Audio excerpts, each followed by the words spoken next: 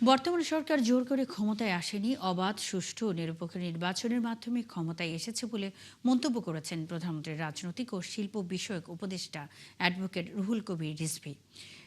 মঙ্গলবার সাভারে প্রাণী সম্পদ গবেষণা ইনস্টিটিউটে বৃক্ষরোপণ কর্মসূচির উদ্বোধনী অনুষ্ঠানে তিনি এমন মন্তব্য করেন। এ সময় রিজভী বলেন, জলবায়ু পরিবর্তনের ঝুঁকি মোকাবেলায় দেশ উন্নত বিশ্বের তুলনায় অনেক পেছনে রয়েছে।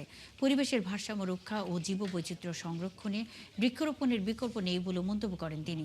সবাইকে পরিবেশের প্রতি সচেতন হওয়ার আহ্বান জানান বিএনপির এই শীর্ষ নেতা। নবনির্বাচিত সরকার এটা জোর করে ক্ষমতায় আসেনি, জনগণের প্রতি তার দায়িত্ববোধ আছে। জনগণের কাছে জবাবদিহিতা করে এই সরকার, কারণ একটি অবাধ সুষ্ঠু নির্বাচনের মাধ্যমে এই সরকার, বিএনপির এই সরকার ক্ষমতায় এসেছে।